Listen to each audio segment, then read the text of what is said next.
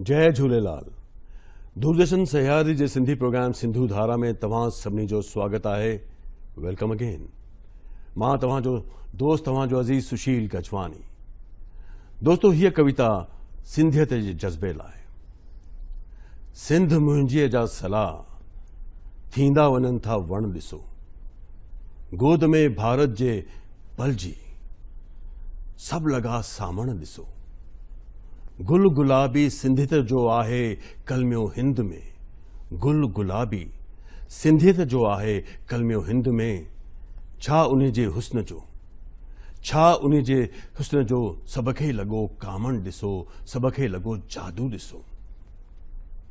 लहर लोॾे में रहिया सिंधी कुझु अरसो मगर, हिक ॿिए जा हथ झले निकिता समुंड झागण ॾिसो।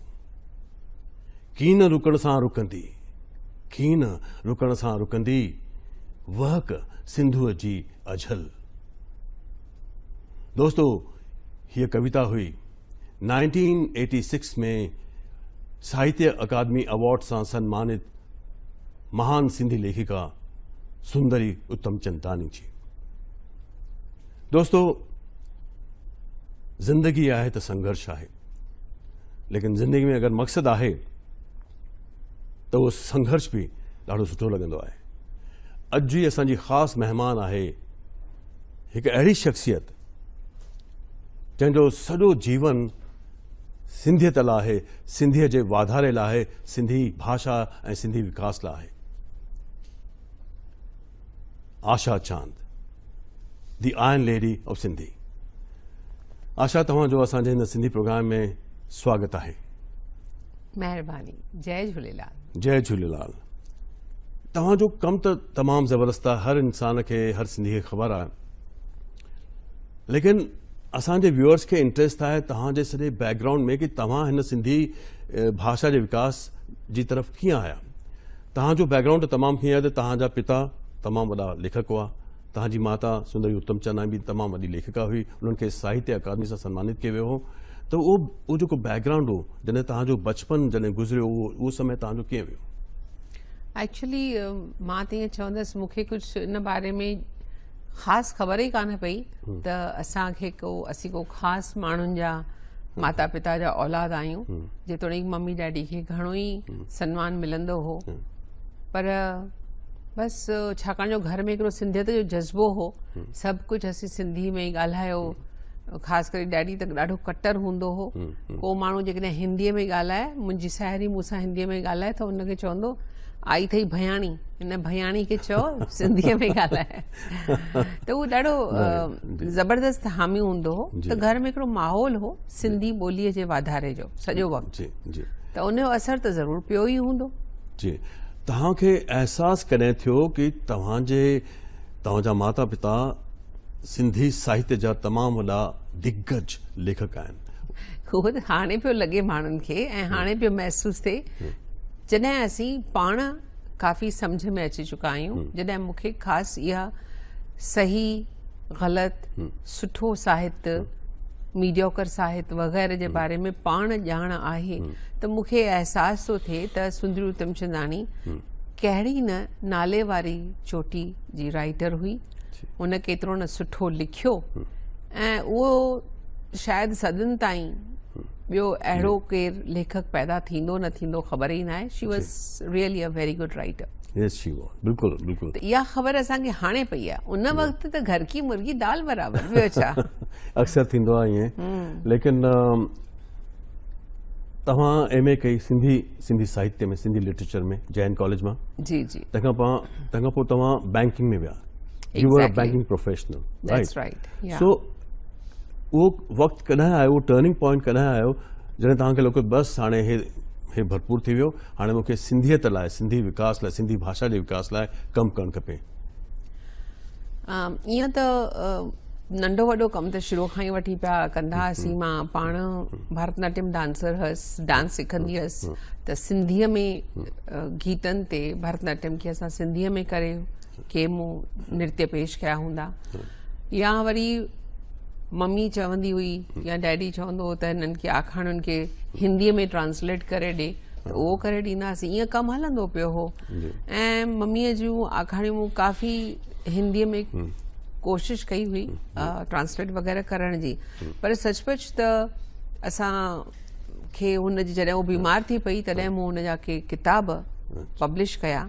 ऐं उन वक़्तु असीं फुल फ्लैज नमूने में मम्मीअ सां गॾु मम्मीअ जूं रचनाऊं असां 3 किताब छपराया. उहे किताब हो हिकिड़ो मुर्क ते मनाए, खेरियल धरती ऐं हुगा. उहो नसरी नज़मनि जो किताब हो जेको वरी असां सॼो ऑडियो में रिकॉर्ड कयोसीं ऐं उहो असां पेश कयो खेसि हिकु जनमदिन जी गिफ्ट करे. ऐं उन खां पोइ मां दुबई में वञी सेटल थियसि. अच्छा, शादी खां पोइ? हा, इहा शादी खां पोइ जी ॻाल्हि आहे. मूं हुगा बि हुनजो शादी खां पोइ ई कयो हो. ऐं जॾहिं उते दुबई में वञी सेटल थियसि तॾहिं लेखक दोस्त जेके मम्मीअ जा हुआ उहे मुंहिंजा ई माइट बणिजी पिया. ऐं उन्हनि सां गॾु मोती प्रकाश, कला प्रकाश, मोहन गेहाणी, रूप गेहाणी सां गॾिजी करे कमु करणु शुरू कयोसीं. त सिंधी ॿोली जे वाधारे जे लाइ असां पहिरीं सिंधी साहित्य जी टिमूर्ती ठाहीसीं. ऐं ईअं ई इन खेत्र में बसि सिंधीअ लाइ कमु शुरू थी वियो. दुबईअ में प्रोग्राम करणु शुरू थी विया. हर साल प्रोग्राम कंदा हुआसीं. छा इन कॉन्टेक्स्ट में मूंखे हिकिड़ो सवालु पुछिणो आहे जो कि असांजा ई लेखक जीअं सुंदरी उत्तम चंदानी, एजे उत्तम साहब, मोती प्रकाश, कीरत बाबानी, पोपटी हिरानंदानी, छा ईअं लॻे थो छा त असांजे लेखकनि खे जेतिरो सम्मान मिलणु खपे शायदि न मिलियो? Would U say that? इहो कीअं चइजे? हर कंहिंजी पंहिंजी माप तौर पंहिंजे नमूने जी सोचण जी आहे. छाकाणि जो कंहिंखे वाङण वारी त कंहिंखे बसर भाॼी त कंहिंखे थूम सवादी. जेको साहित्य मूंखे वणे थो ज़रूरी न आहे सभिनी खे वणे. No, what I meant was not in terms of साहित्य अकादमी अवार्ड्स, उहो त मिलिया, लेकिन रीडरशिप जंहिंखे चइबो आहे त उहो छो न मिली रीडरशिप? छाकाणि जो असीं सिंधी सभु पकड़ियल आहियूं. कीअं पहुचूं माण्हुनि ताईं? किताब कीअं पहुचनि माण्हुनि ताईं? कहाणियूं कीअं पहुचनि माण्हुनि खे? ख़बर कीअं पवे त हू पढ़नि? ऐं जेसि ताईं पढ़ण लिखण जी ॻाल्हि आहे उते त वरी असांजी स्कूल बंदि थियण जी ॻाल्हि बि त अचे थी न. त स्कूल ई बंदि थी विया हली, सिंधी ॿोलीअ में पढ़णु लिखणु बंदि थी वियो हली. त उन साहित्य खे घणो ददको रसायो. चङो ई इन जे करे जेको हाणे कोशिशि असीं इन लाइ करे रहिया आहियूं त पंहिंजो साहित्य जेको सिंधी लिपीअ में आहे, जे उहा लिपि असीं पंहिंजे ॿारनि खे खज़ानो करे ॾियूं बि था. हेॾा सारा किताब, पर उन्हनि खे उन किताबनि जी पढ़ण जी का चाबी नथा ॾियूं त उहो खज़ाने जो छा थींदो आख़िर? सो इन जे लाइ इहे कम शुरू था करणा पवनि. वरी ॿारनि खे सेखारणो थो पवे. तव्हां जीअं हाणे हिंदुस्तान जे हर शहर में वेंदा आहियो, स्कूल सां कॉन्टेक्ट कंदा आहियो, उन ते तव्हां काफ़ी महिनत कई आहे, कमु कयो आहे. उहो उते तव्हांजो तजुर्बो छा आहे? What's your experience as far as that's concerned? Actually छा आहे जो असांजी सोच इहा आहे त नंढनि ॿारनि खे सिंधी अचणु खपे. ही जेको सिंधी पहिरीं ॻाल्हाइणु ज़रूरी आहे. लिखणु पढ़णु पोइ जी ॻाल्हि आहे. ऐं उहो माण्हू कीअं ॻाल्हाईंदा? पंहिंजे ॿारनि सां माण्हू नथा ॻाल्हाइनि त ॿार ॻाल्हाइणु सिखंदा कीअं? इन जे करे असां ॿारनि जे लाइ 3 सालनि खां वठी नर्सरी राइम कॉम्पिटिशन रखी आहे. ऐं उन में ॿारनि खे हिकिड़ो बैत यादि करणो हूंदो आहे ऐं उहो बैत यादि कंदे ॿार खे ॿुधाइणो हूंदो आहे. जे ॿारु सुठे नमूने ॿुधाईंदो आहे त असांजा जजिस 20 इनाम ॾींदा आहिनि. अहिड़ो कमु 3 सालनि खां हली रहियो आहे. ऐं उन्हनि सभिनी ॿारनि जा वीडियोज़ असीं पंहिंजे यूट्यूब जे चैनल सिंधी संगत किड्स में विझी रहिया आहियूं, जीअं सभई ॿार थोरो उत्साह महसूसु कनि ऐं घटि में घटि इन नमूने में सिंधी सिखण जे लाइ सिंधी ॻाल्हाइणु शुरू कनि. उनखां पोइ ईंदी सिंधी लिखण जी ॻाल्हि. ऐं मां तव्हांखे ॿुधायां त असांखे एतिरो त सुठो रिस्पॉन्स मिलियो आहे. 40 खां 50 स्कूल आहिनि जेके असीं हिन वक़्तु मिली चुका आहियूं. हिंदुस्तान भर में घणा त आहिनि ई जुदा जुदा क्षेत्रनि में. जीअं त अहमदाबाद में के आहिनि, बड़ौदा में आहिनि, सिंधु नगर उल्हासनगर असांजो हब आहे, उते आहिनि. उते त जाम ॿार आहिनि. ऐं इन्हनि ॿारनि मां झूलेलाल स्कूल जेको आहे उन में 4,500 सिंधी ॿार आहिनि. शांति प्रकाश स्कूल आहे उन में 2,500 ॿार सिंधी आहिनि अच्छा ऐं लॻभॻि 90% ॿार सिंधी आहिनि त इन्हनि ॿारनि खे जेकॾहिं असीं नंढपण खां सिंधीअ में लिखणु सेखारियूं था त घटि में घटि अॻिते हली करे सिंधी पढ़णु लिखणु जी को मसइलो कान थींदो IAS में जेकॾहिं सिंधी सब्जेक्ट खणी ॿार अॼु पंहिंजी इहो एग्ज़ाम ॾेई सघे थो इम्तिहान ॾेई सघे थो त छो न इन्हनि ॿारनि खे नंढपण खां ई वठी असीं पंहिंजे सिंधी साहित्य सां जोड़ियूं IAS सिंधी में ॾियण जी ॻाल्हि कई उहो थोरो उन जा डिटेल्स जेकर तव्हां अञा ॿुधाए सघो त may be the viewers will gain a little more sure ॾिसो असांजा जेके ॿार आहिनि उन्हनि खे घणनि खे हाणे ख़बर पइजी वई आहे त IAS जेको एग्ज़ामिनेशन आहे उहो वॾे में वॾो इम्तिहान आहे ऐं जंहिंमें पोज़ीशन मिले थी त मिनिस्टर बदिलजी वेंदो पर उनजो PS कान बदिलजंदो ऐं उहे IAS ऑफिसर्स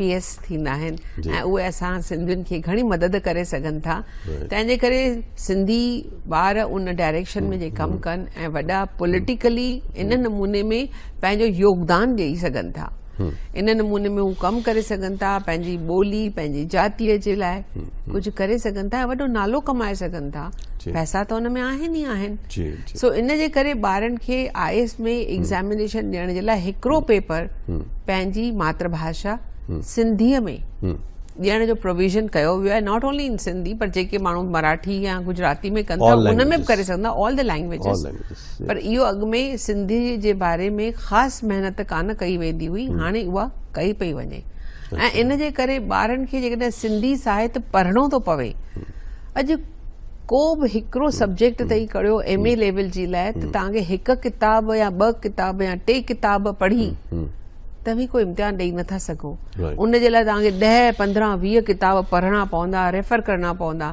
त उहो सॼो मसालो जेको असांजो आहे उहो सिंधी लिपीअ में आहे ॿारनि खे सिंधी लिपि ईंदी त हू बिल्कुलु डिटेल्स में वञी सिंधी पढ़ी सघंदा ऐं सम्झी सघंदा ऐं महसूसु करे सघंदा त असांजी मातृभाषा जो केतिरो न वॾो इम्पोर्टेंस आहे उनखे अॻिते वधाइण जी ज़रूरत त आहे ई पर उनजी जवाबदारी असां सभिनी जे मथां आहे सभिनी ॿारनि जे मथां आहे नौजवाननि जे मथां आहे त IAS जो इम्तिहान हिकु वॾी जवाबदारी आहे जेका माइटनि खे पंहिंजे ॿारनि खे ॿुधाइणु खपे ऐं ॿारनि खे महसूसु करणु खपे जी तंहिंजे अलावा तव्हां टेक्नोलॉजी जो काफ़ी इस्तेमालु कयो आहे सिंधीअ जो वधाइण लाइ भई सिंधी सिखण लाइ उन जे बारे में कुझु ॿुधायो CD-ROMs वग़ैरह जेके तव्हां यूज़ कया आहिनि छा आहे जो ॾिसो ज़मानो बदिलजी रहियो आहे शुरूआत खां वठी असां 2003 में पहिरीं सिंधी सिखण लाइ मल्टीमीडिया में अचो त सिंधी सिखूं CD-ROM ठाहीसीं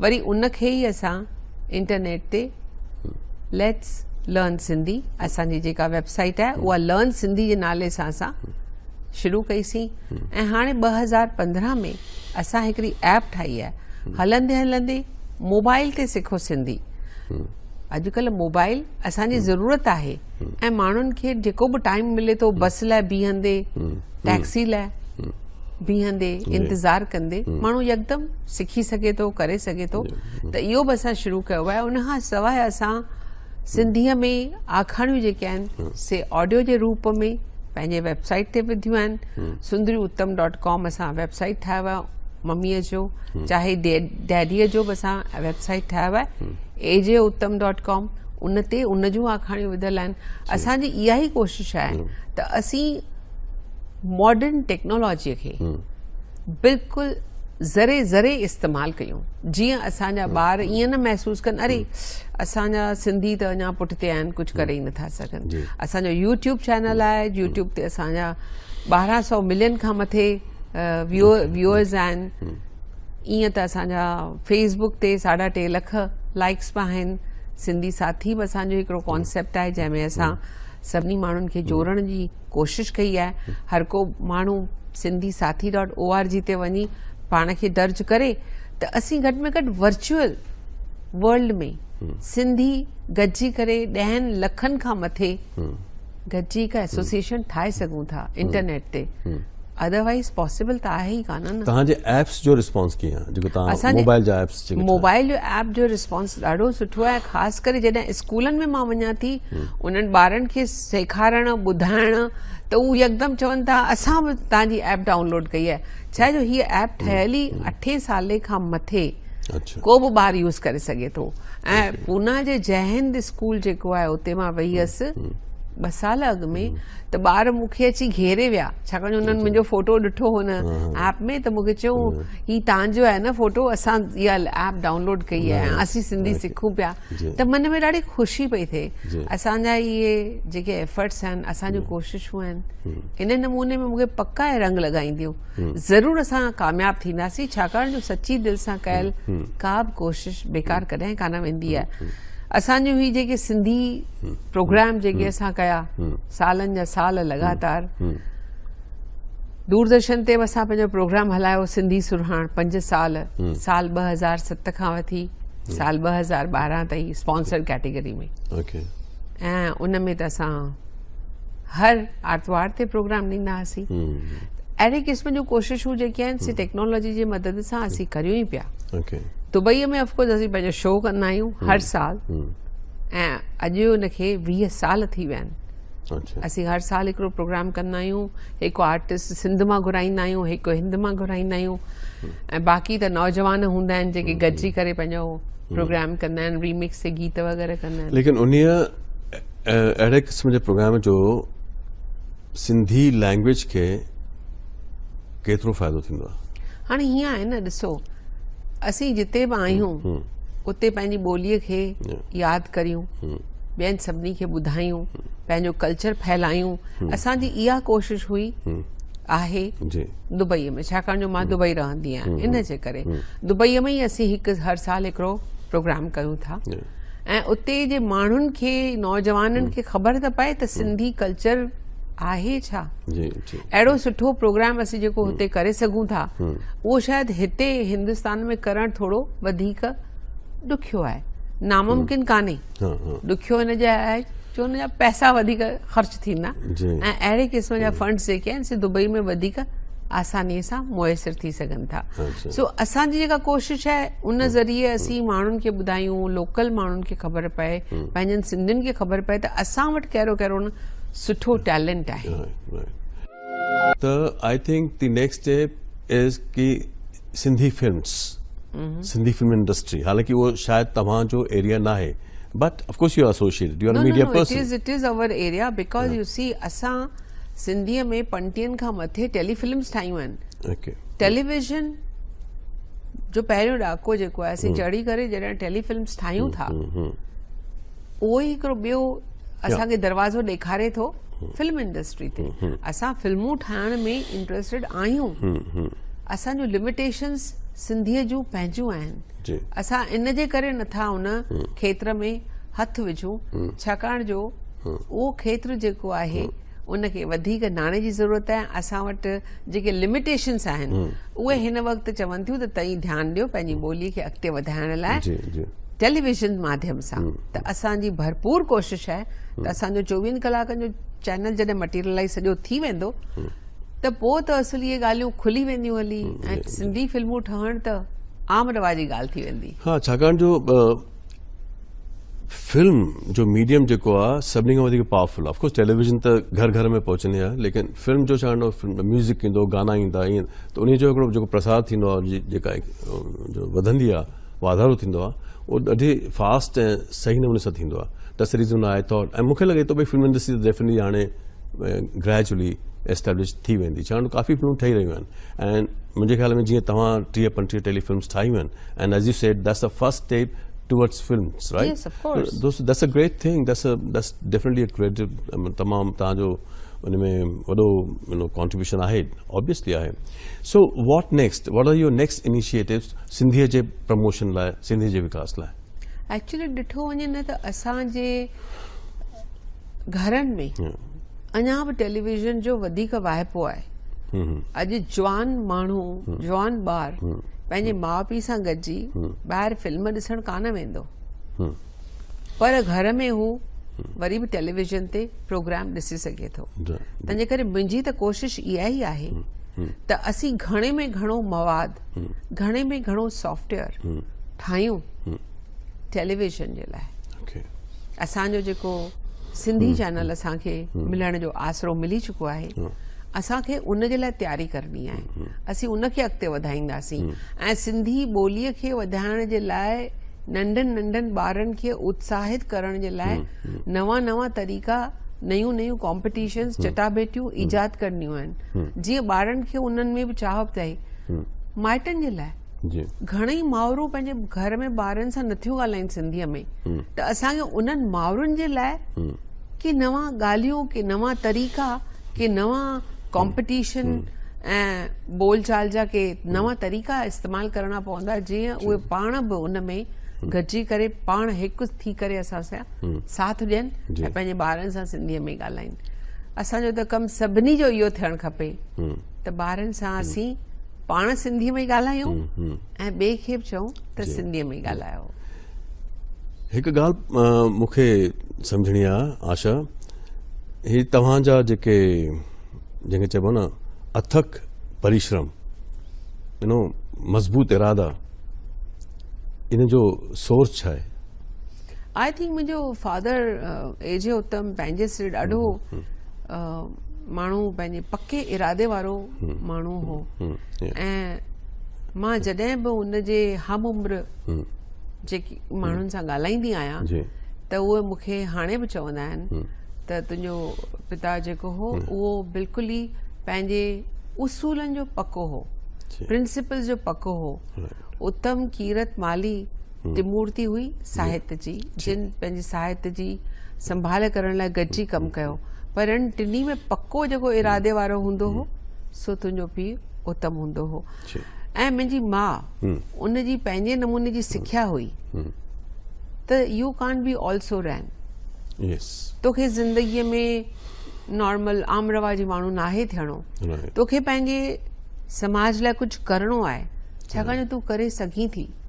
ऐं इहा सोच ई आहे जेका माण्हूअ खे तव्हांखे बदिले सघे थी। तंहिंजे करे इहो कुझु बि ॾुखियो न आहे। पहिरीं ॻाल्हि त को बि कमु ॾुखियो थींदो ई कोन्हे ज़िंदगीअ में, उहो नामुमकिन अखर जीअं नेपोलियन चवंदो कोन्हे डिक्शनरी में, मम्मी बि चवंदी, सम्झो इहो आहे ई कान। सो मम्मीअ जी इहा ॻाल्हि ऐं मुंहिंजे डैडीअ जो मज़बूत इरादे जो जेको मूंखे बस। Fantastic, it's the attitude that matters finally. हर इंसान जो एटीट्यूड ई हुनजी ज़िंदगी ठाहींदो आहे या व्हाटएवर। अॻिते हलंदे ऑफ कोर्स हाणे जेको ज़िंदगीअ में गॾिजी कमु कयूं था, त मुंहिंजा ॿार, मुंहिंजी मूमल, मुंहिंजो हस्बैंड चांद पंजाबी, इन्हनि जो साथ तमामु घणे में घणो रहियो आहे। मुंहिंजो पुटु रोशी लर्न सिंधी CD रोम जॾहिं ठाहीसीं 2003 में, तॾहिं इन्हनि ॿिन्ही ॿारनि गॾिजी करे सिंधीअ में इहे अखर वई करेक्ट कया, सॼा प्रूफ रीडिंग कई हुई। Wonderful wonderful, thank U very much.